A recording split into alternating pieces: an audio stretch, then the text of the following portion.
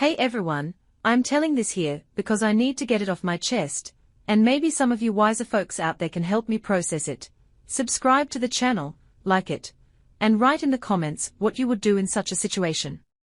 I'm 22, just graduated college, and last month I took a road trip to visit my cousin Jake, who's 19, and his dad, my uncle Mark, in their small town outside Philly. I grew up with Jake, we're tight, like siblings, and I hadn't seen him since he moved in with Mark after his mom passed a few years back. Mark's been a single dad since, and at 45, he's got that rugged, salt and pepper look, tall, broad-shouldered, with kind blue eyes that always seemed a little sad. I figured it'd be a nice weekend, catch up with Jake, maybe help Mark with some chores, and just chill. I packed my bag, threw on my favorite jeans and a comfy sweater, and hit the road. Their house is a cozy two-story in the suburbs, with a big porch, and a yard that needed mowing. When I arrived, Jake greeted me with a hug, all lanky and grinning, still that goofy kid I remember. Mark came out too, wiping his hands on a rag, and gave me a warm smile. "Good to see you, kiddo," he said, but there was something in his tone, deeper, almost flirty. I brushed it off as my imagination.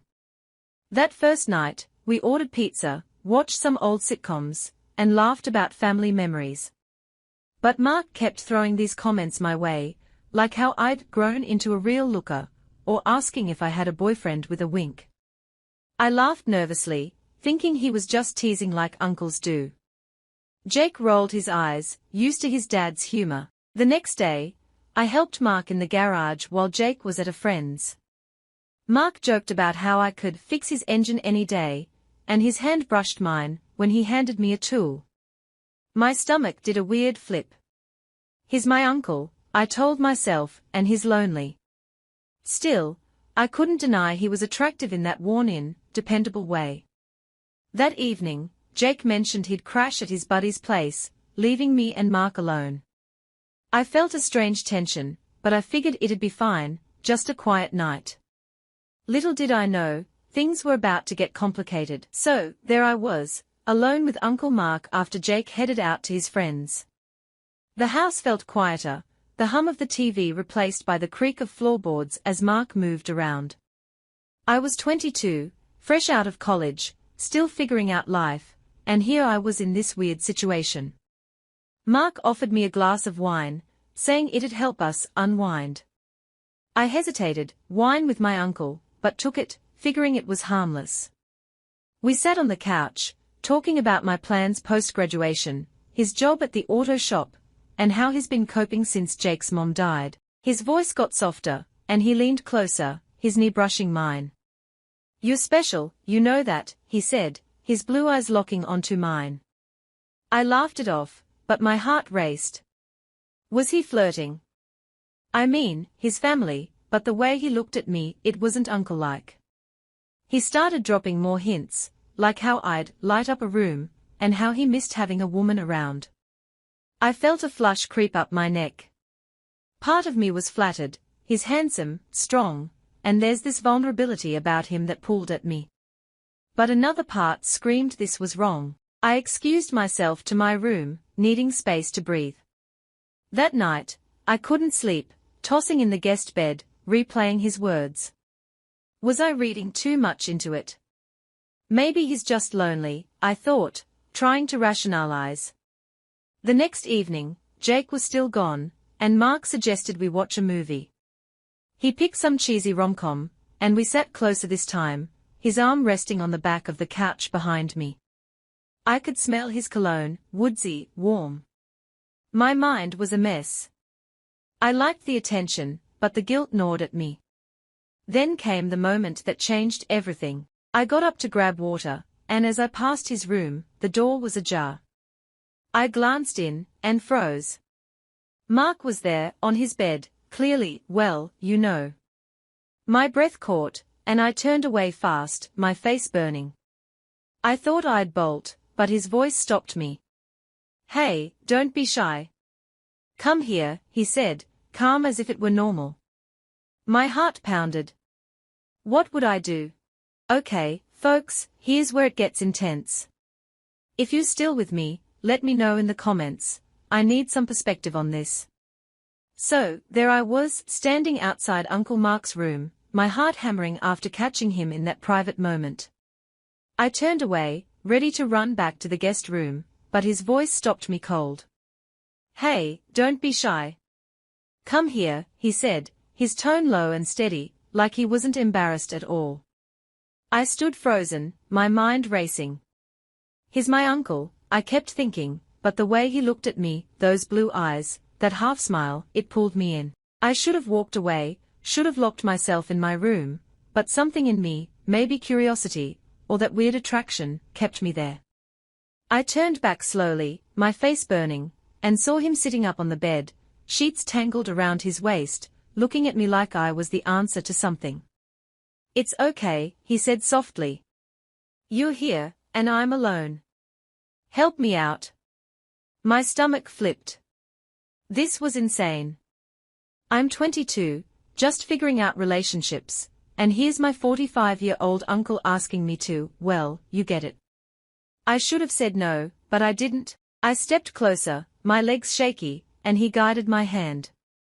It was awkward, unfamiliar, and my head was screaming at me to stop, but there was this rush too, something forbidden, something that made my pulse race. It didn't last long, maybe a few minutes, but it felt like forever. When it was over, he thanked me, his voice husky, and I bolted to my room, slamming the door. I sat on the bed, breathing hard, my mind a whirlwind. What had I just done?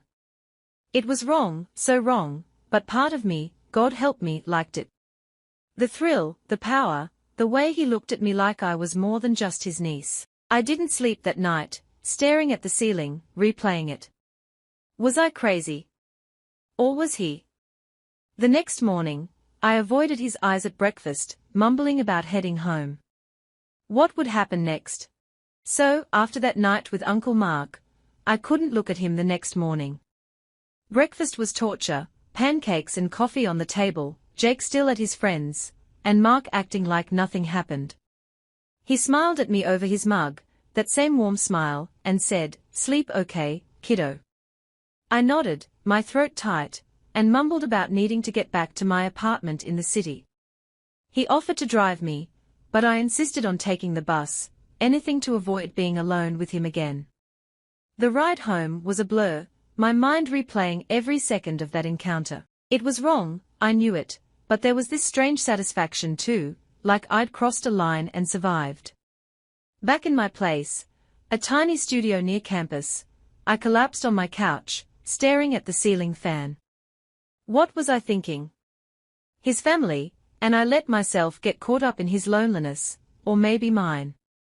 I'd been single for a while, focused on graduating, and maybe that attention from him filled some void. But the guilt hit hard. I texted Jake later, making up an excuse about work, avoiding any mention of his dad. Days turned into a week, and I couldn't shake it. I'd catch myself smiling, remembering his touch, his voice, then hate myself for it. I confided in my friend Sarah over coffee, leaving out the details, but saying I'd done something I regretted with a relative. She raised an eyebrow, but didn't push.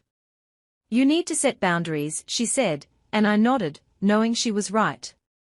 But part of me wondered if I'd go back if Mark called. Then, a text came, Mark, asking how I was, with a winking emoji. My heart skipped. Was he testing me? Or did he feel the same pull? I didn't reply, but the thought lingered. Was this a one-time thing, or would it haunt me? So, after that text from Uncle Mark, I didn't know what to do. I stared at my phone, his winking emoji burning a hole in my screen. Part of me wanted to text back, to see if that night meant anything to him, but the rational part, the 22-year-old who knows better, won out. I deleted the message and blocked his number. I couldn't risk it, not with Jake, not with my own sanity. The next few days, I threw myself into work, freelance writing gigs to keep my mind off it. I'd catch myself smiling, though, remembering that rush, that forbidden thrill. It wasn't love, I told myself, just a moment of weakness. A dance with something I shouldn't have touched. I talked to a therapist friend, not naming names but spilling the guilt. She said it's common to feel conflicted after crossing boundaries, especially with family dynamics at play. You're not defined by this, she assured me, and I clung to that. Weeks passed, and I started to heal. I took up yoga, met new people, and focused on my own path. Jake texted me about a family barbecue, and I made an excuse to skip it, too soon to face Mark. I don't know if he's told anyone, or if he thinks about it like I do, but I've decided to let it stay in the past. That night was a wild detour, something I'll never forget, but it's not who I am. I'm moving forward, learning from it, and maybe that's the best I can do. Looking back, I see a lonely man and a curious girl who got too close. If you've got advice or a similar story, share it, I'd love to hear. Thanks for listening to my confession. Take care, everyone.